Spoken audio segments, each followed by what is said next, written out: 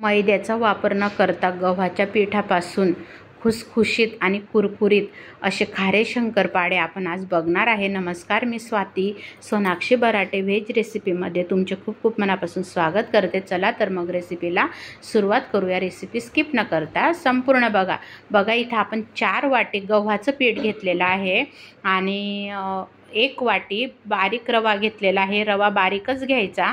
4 वाटी गव्हाचं पीठ, 1 वाटी बारीक रवा आणि चवीनुसार मीठ। खारे शंकरपाळे म्हटल्यावर थोडंसं मीठ आपण आपल्या आवडीनुसार घालायचं, म्हणजे थोडंसं खारटपणा आला पाहिजे, खूप पण नाही। इथं 2 चम्मच मी ओवा घातलेला आहे, 2 चम्मच मी इथं जिरं घातलेलं आहे। तुम्ही तुमच्या आवडीनुसार कमी जास्त करू शकता।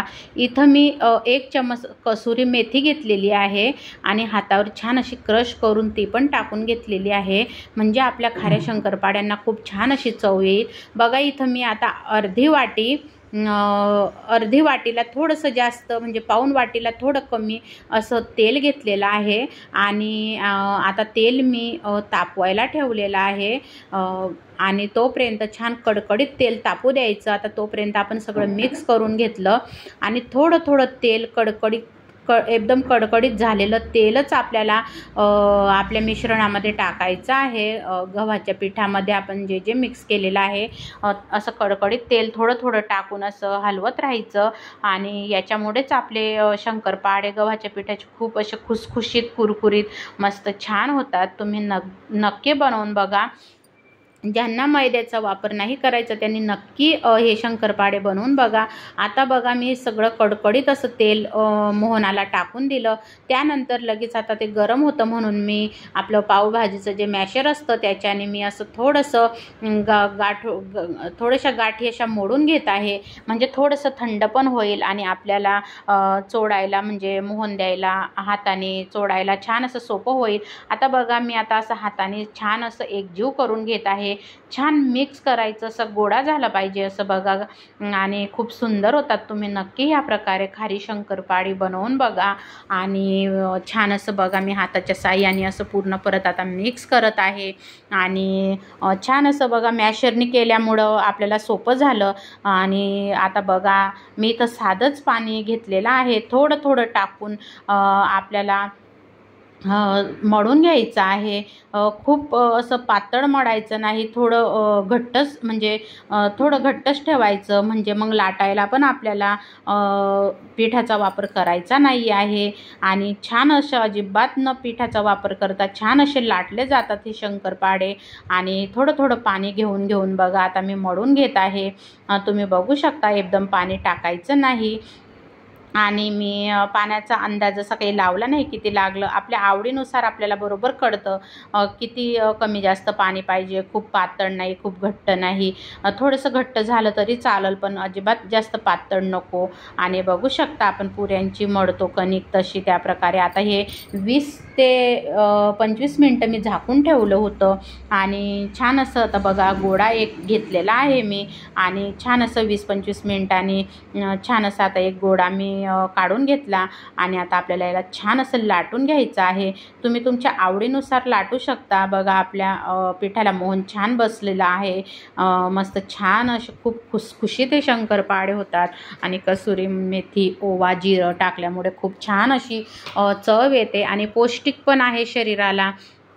आणि बघू शकता तुम्ही आता मी पूर्ण अशी पोळी लाटून घेतलेली आहे।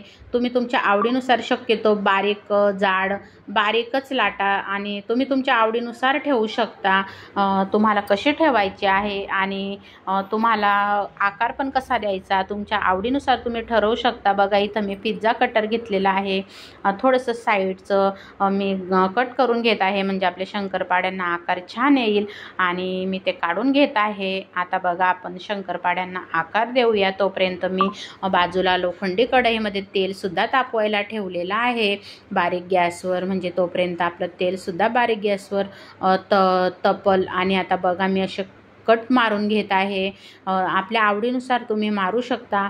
आणि जर तुम्हाला माझी रेसिपी आवडली तर लाईक, शेअर, सबस्क्राईब करायला विसरू नका आणि मला कमेंटमध्ये सांगा माझी रेसिपी तुम्हाला कशी वाटली।